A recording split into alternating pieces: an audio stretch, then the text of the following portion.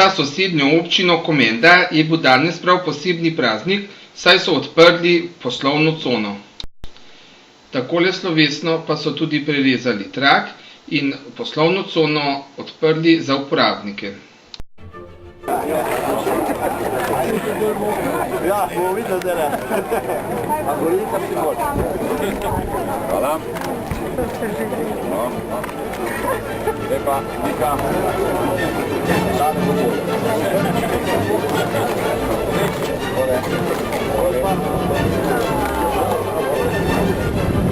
Predtem pa je na prireditvi pod šotorom komenski župan na kratko orisal zgodovino nastajanja poslovne cone. Kar 3 leta je trajalo do sprejetja lokacijskega načrta in ko smo začeli pridobivati ustrezno dokumentacijo ter soglasja za izvedbo infrastrukture na že veljavni lokacijski načrt, se je naša zgodba malo da ne sesula. V sistemu, ali bolje rečeno v državi, v kateri beseda ali podpis ministra ne velja omembe vrednega. V državi, kjer so človeške vrednote absolutno podrejene naravnim vrednotam, v državi, kjer časovne omejitve veljajo samo za prosilce soglasij, za državne birokrate pa ne, je težko poslovati.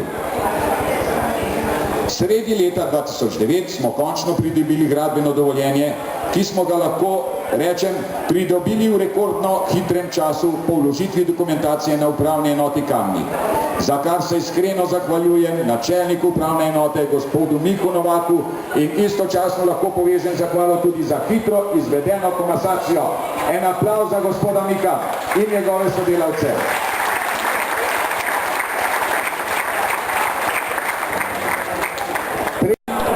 Ob tej priložnosti pa se je župan Komende zahvalil tudi vsem tistim, ki so najbolj pripomogli k vzpostavitvi te poslovne cone.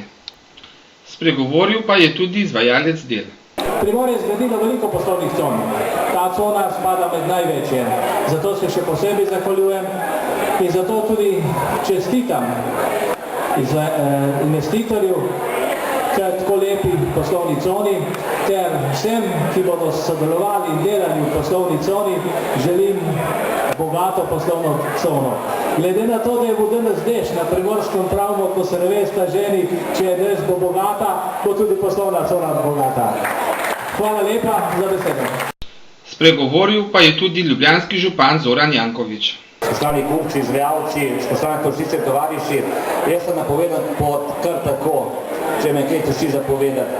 Ampak v današnjem času, ko smo jetniki rumeno-črne kronike, ne samo v medijih, ampak tudi med nami, ko se samo govori, kaj se ne da narediti, zakaj se ne da narediti, pa kdo je kriv, pa kdo je kaj odnesel, pa kdo ni prinesel, je danes moje posebno veselje biti tu v prijateljski občini, kjer se kaže, da je vodstvo občine s županom na čelu imelo vizijo, imelo pogum, tudi malo norosti, pa tudi malo tistih organov, ki mogoče niso primerili sedaj omenjati.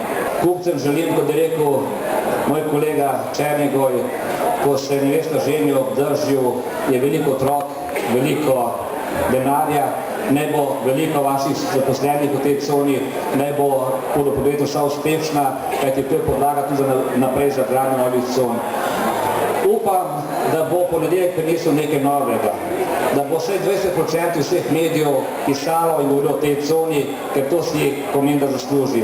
Čestitke Tomaž, tebi in tvoji ekipi, vsem, ki si pomenil, hvala pevcem za prelepe pesmi in pa ne bo današnji praznik Komende. Srečno. V nadaljevanju je spregovoril tudi kamniški župan. Vzoči, lepo vas pozdravljam ob tem lepem trenutku, velikem trenutku za našo sosednjo občino, občino Komenda. Dragi Tomaž, želim ti veliko uspehov še naprej, da bi ta cona zaživela tako, kot si zamislil in seveda, da bi ta cona združevala različne ljudi in kot je povedal kolega Zoran, da bi v ponedeljek časopisi pisali kaj lepega. Želim vam res, da bi občina Komenda, ki je imela to smelost, da je postavila to cono, da bi si z njo tudi opomogla na način, ne samo finančni, ampak tudi potem, da bo postala znana tudi širom po Sloveniji in v tujini. Iskrene čestitke.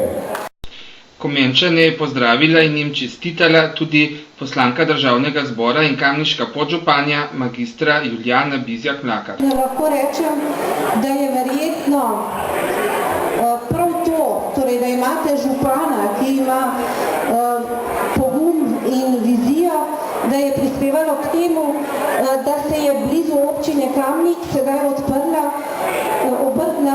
obrtno-podjetniška cona, za katero upam, da bo uresničila tisto, kar ste napisali med svojimi cilji.